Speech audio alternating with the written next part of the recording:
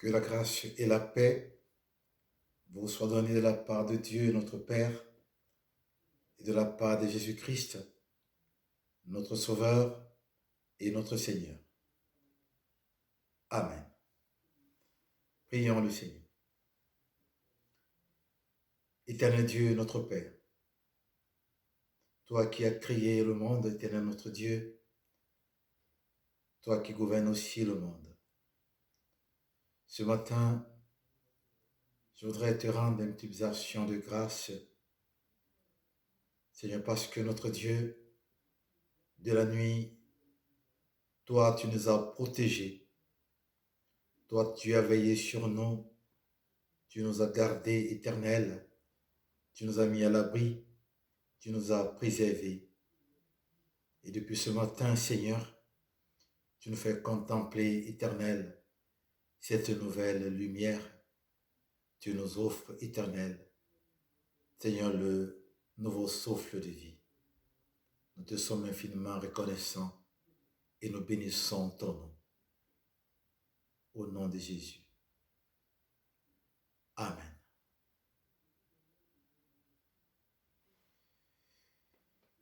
Chers frères et sœurs, ce matin, je voudrais nous entretenir sur le thème pardon. Dimanche dernier, nous avons parlé de la persévérance. Aujourd'hui, nous parlerons du pardon. Et pour y arriver, le texte qui s'impose à nous, c'est celui de Matthieu 6, du 9e verset au 14e. Matthieu chapitre 6, du 9e verset au 14e. Là, nous lisons. Voici donc comment vous devez prier. Notre Père qui es aux cieux, que ton nom soit sanctifié, que ton règne vienne, que ta volonté soit faite sur la terre comme au ciel. Donne-nous aujourd'hui notre pain quotidien. Pardonne-nous nos offenses, comme nous pardonnons aussi à ceux qui nous ont offensés.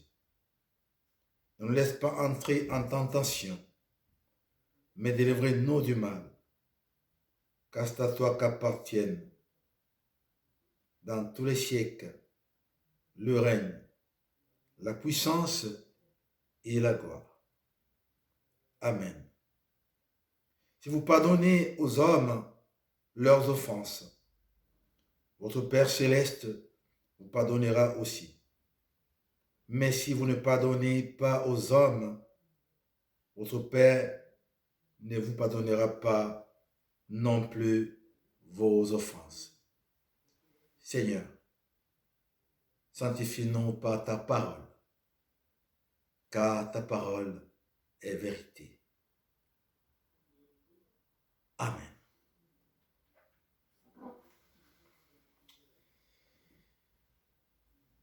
Chers frères et sœurs, bien-aimés dans le Seigneur, le pardon est toujours le pardon. Frères et sœurs, le pardon est certainement le plus beau geste. Forcément, c'est un don qui transforme. Pourtant, c'est ce qui manque peut-être le plus à une société malade, à un monde perturbé, instable et déséquilibré, autant sur le plan et au niveau spirituel avec Dieu que relationnel les uns avec les autres. Alors, avant d'aborder ce thème ce matin, j'aimerais faire une précision. Cette parole déclarative du Seigneur Jésus, bien-aimé, ne cible pas forcément une catégorie de personnes. Elle ne cible pas non plus un type de personne. Frères et sœurs, Jésus est le sauveur du monde. Et en sa qualité du Seigneur, bien-aimé, ses disciples devaient porter la parole que ses disciples devaient porter, mes bien-aimés, était plutôt, n'est-ce pas, ce conseil d'orientation, je dirais, obligatoire pour chaque citoyen du monde. Ce conseil concerne chaque citoyen du monde, où qu'il soit, quel qu'il soit. Donc, ce matin, je voudrais m'adresser au monde. Cette parole et ce message, celui de ce matin, il va s'adresser au monde et à chaque citoyen du monde, à chaque être humain. Chers frères et sœurs, dans ce message tiré de ce passage de Matthieu, Jésus nous montre, il voudrait que nous sachions comment s'adresser à Dieu. Il nous montre comment s'adresser à Dieu qui est notre Père. Et c'est pourquoi il donne des recommandations et des précisions à ses disciples. Ces précisions que je nomme, je dirais, des précisions importantes à ses disciples. Et puis, c'est pas tout, mes frères et sœurs. Ces précisions et ces recommandations devraient obligatoirement être matérialisées et appliquées. Sans cela, leurs demandes et leurs démarches n'aboutiront nulle part. Pardonne-nous nos offenses, comme nous pardonnons aussi à ceux qui nous ont offensés. Chers frères et sœurs, je voudrais vous dire quelque chose. Cette déclaration ferme de Jésus fait peur à certaines personnes. Elle fait peur à certaines personnes car elle semble présenter une difficulté théologique majeure. Et pourquoi? Et pourquoi, mes frères et sœurs? Comprenez ceci. Pour bénéficier du pardon de Dieu qui ne peut être accordé que lorsque nous-mêmes nous pardonnons à tous ceux qui nous ont offensés. Oui, bien-aimé, c'est cela. Il ne peut en aucun moment être accordé à celui qui n'a pas pardonné à son prochain, à sa sœur, à son frère. Donc, pour mériter le pardon, nous devons commencer à pardonner nous-mêmes à ceux et celles qui nous ont offensés. Cet enseignement de notre Seigneur bien-aimé semble, je dirais, simple en apparence, mais en profondeur, c'est elle qui harmonise véritablement le monde et qui permet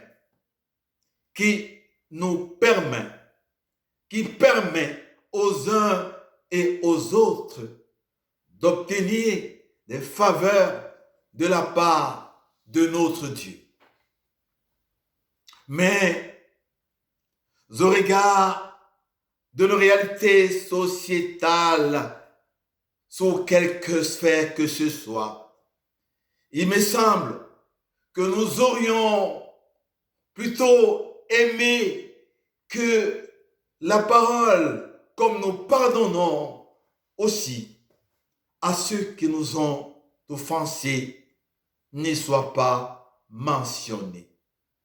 Certainement, ça nous aurait plu de n'avoir que la phrase « Pardonne-nous nos offenses ». Mais malheureusement pour nous, voilà une phrase désavantageuse pour nous que Jésus va y ajouter. Comme nous pardonnons aussi à ceux qui nous ont offensés. La bien-aimée, la préoccupation de Jésus dans ce texte, c'est nous amener à comprendre que notre Dieu tiendra compte de notre façon de faire.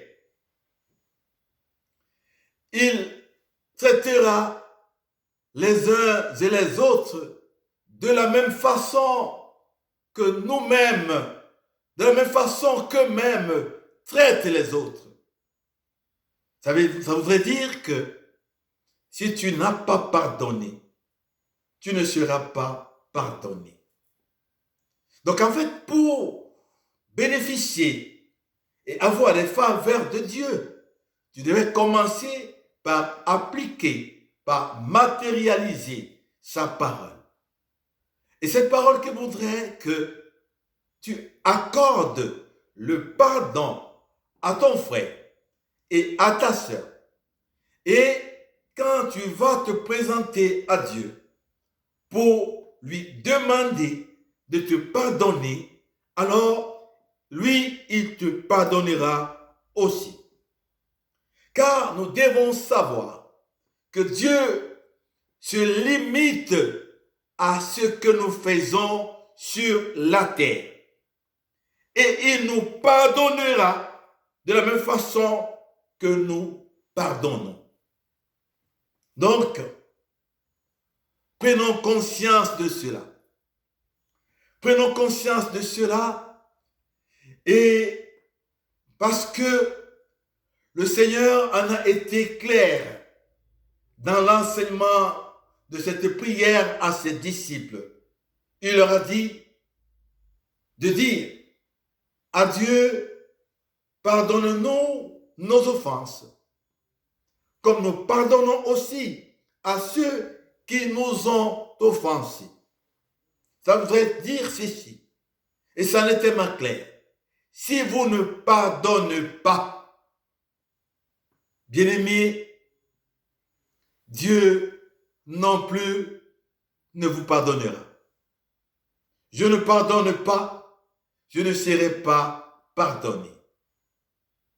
Si je suis celui qui va plutôt passer mon temps à vouloir que mon frère tombe, à vouloir du mal de mon frère, que je sache que ce sera ce que je mériterai aussi là-haut. C'est ce que j'aurais sémé, c'est ce que je récolterai. Si c'est la haine que j'ai sémée, c'est la haine que je vais récolter. Si je n'ai pas pardonné, alors je ne serai pas non plus pardonné.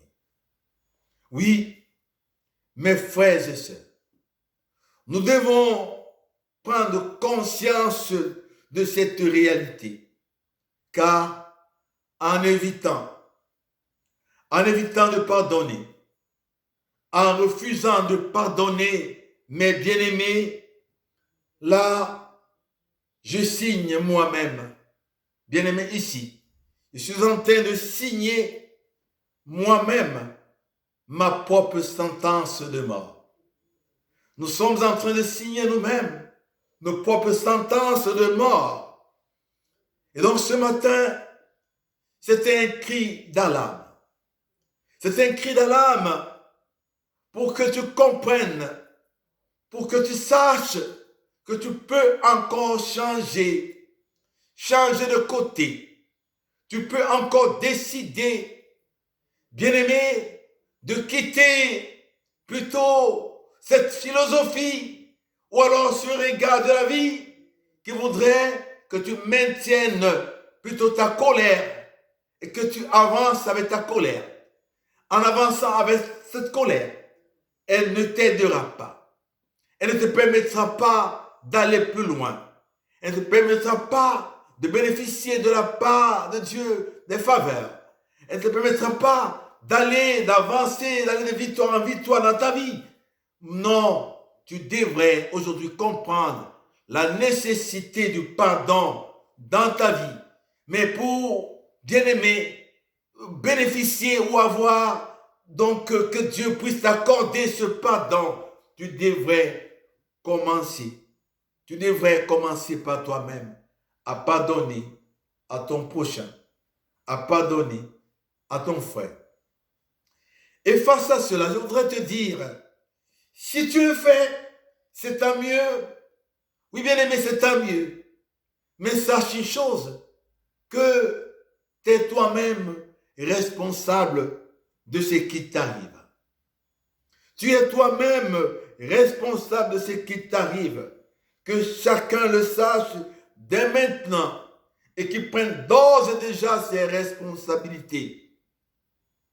Oui, bien aimé, qu'il prenne ses responsabilités et surtout son engagement. Car cette déclaration de Jésus, je voudrais que tous comprennent qu'elle a toujours interpellé. Elle a toujours bien aimé. Oui, elle interpelle. Elle nous amène parfois, elle amène les uns et les autres à spéculer, à aller penser à tellement de choses. Mais la plus importante que je voudrais que nous gardions, c'est que il faut impérativement que nous prenions conscience de cette réalité. Le théologien Saint-Augustin, lui, il avait qualifié cette déclaration de Jésus, bien-aimé, de terrible requête. Il faisait remarquer que si vous formulez cette prière tout en étant impitoyable dans votre cœur, là, vous serez simplement en train de dire à Dieu de ne pas vous pardonner. C'est-à-dire que formulez cette prière. Pardonne nos offenses, comme nous pardonnons aussi à ceux qui nous ont offensés. Si nous la formulons tout en étant impitoyable dans notre cœur, mes bien-aimés, nous sommes là simplement en train de demander à Dieu de ne pas nous pardonner. Alors ce matin, saisissons, bien-aimés, ce que le Seigneur nous offre dans ce passage. et dans ce message. Car si nous disons, pardonne-nous nos offenses, comme nous pardonnons aussi à ceux qui nous ont offensés, tout en refusant de pardonner à ceux qui nous ont fait du tort. Mes bien-aimés, cette prière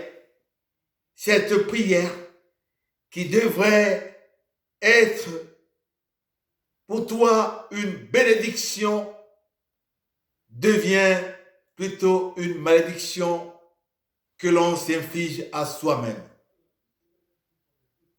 Je dirais même, dans ce cas, que tu aurais fait mieux de dire humblement à Dieu, au Seigneur, puisque je n'ai pas pardonné à ma soeur, puisque je n'ai pas pardonné à mon frère, toi non plus ne me pardonne pas.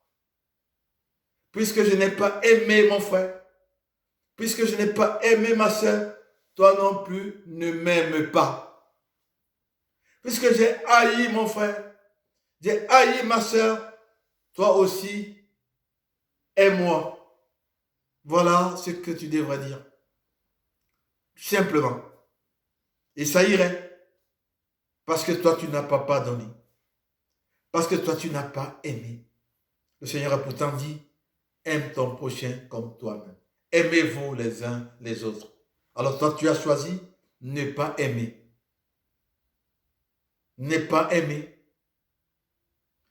Le Seigneur a demandé et a toujours dit que la paix soit avec vous. Mais toi, tu as dit que la haine soit avec vous. Que la souffrance soit avec vous. Alors, c'est plus simple. Le Seigneur te dira aussi que la souffrance soit avec toi. Que la haine soit avec toi. Voilà autant de choses, bien-aimés, que je voudrais que nous prenions conscience ce matin. Que nous prenions conscience ce matin. Frères et sœurs, oui, c'est tellement vrai.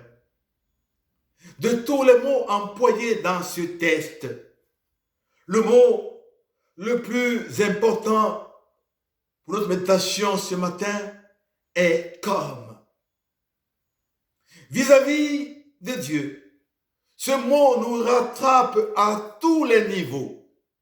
Là, Jésus émet une comparaison entre notre façon de pardonner et la façon dont Dieu nous pardonne. Donc, nous sommes nous-mêmes responsables de notre sort et de ce qui nous arrive. Nous avons choisi un modèle.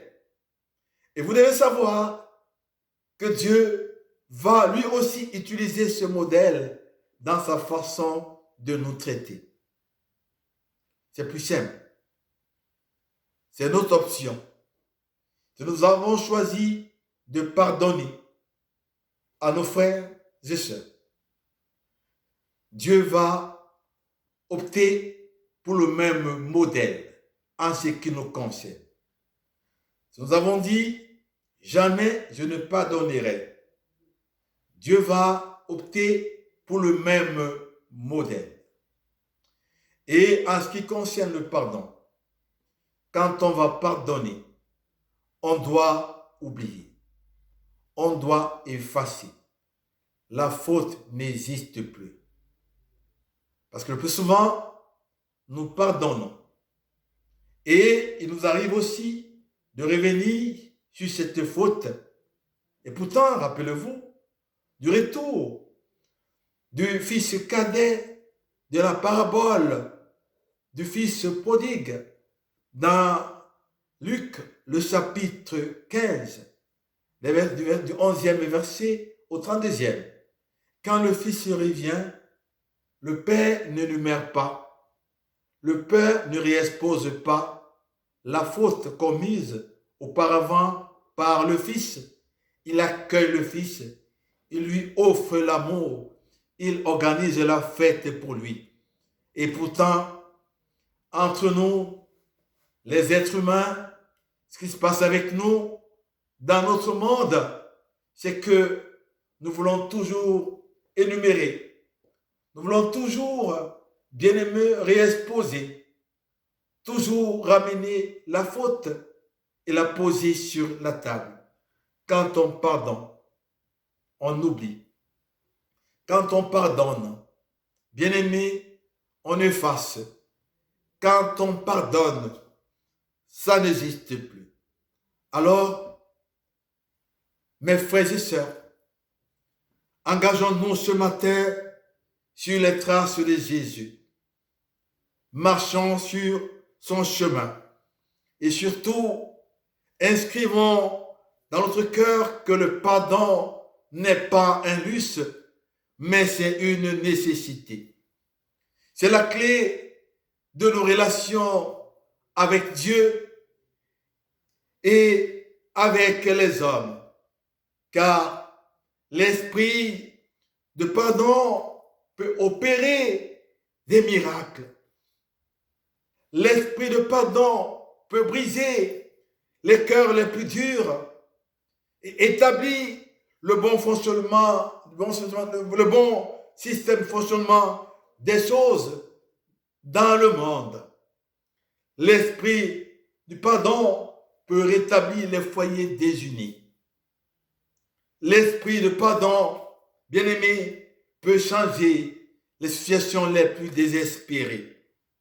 Oui, mes bien-aimés, si nous pouvons alors ce matin saisir ce glorieux privilège de pardonner comme Dieu nous a pardonné en Christ, alors une action tellement puissante du Saint-Esprit se produirait. Une multitude de vies serait libérée et épargnée et serait mise à l'abri. Des frères et sœurs seraient réconciliés, des corps seraient guéris, des âmes seraient sauvées. Et le monde retrouverait, mes bien-aimés, son équilibre, son harmonie et sa stabilité. Mes frères et sœurs, oui, c'est un privilège qui s'offre à toi ce matin, mon frère, ma sœur. Alors, ne te prive pas de ce magnifique et merveilleux cadeau. Car le non-pardon est un obstacle à nos prières et à la bénédiction de Dieu sur notre vie.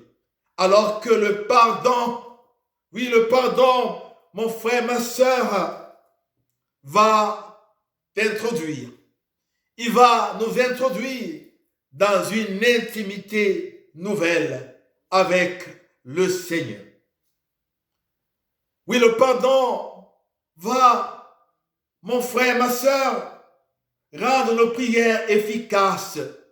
Oui, le pardon va libérer l'action efficace de Dieu dans notre situation. Alors pardonne à ton frère, pardonne à ta sœur, efface la faute, oublie la faute, déclare que cette faute n'existe plus. Et le Seigneur, lui, il t'accordera, ma sœur, lui, il t'accordera, mon frère, le pardon, parce que toi, tu auras pardonné. Puisse notre Dieu nous bénir et bénir sa parole. Amen. Prions le Seigneur. Éternel, merci Seigneur pour ta parole. Merci pour tes enseignements. Merci parce que Seigneur, tu nous apprends ce matin à pardonner. Et à pardonner véritablement, Éternel. Car c'est en pardonnant au Éternel que nous serons constamment bénis.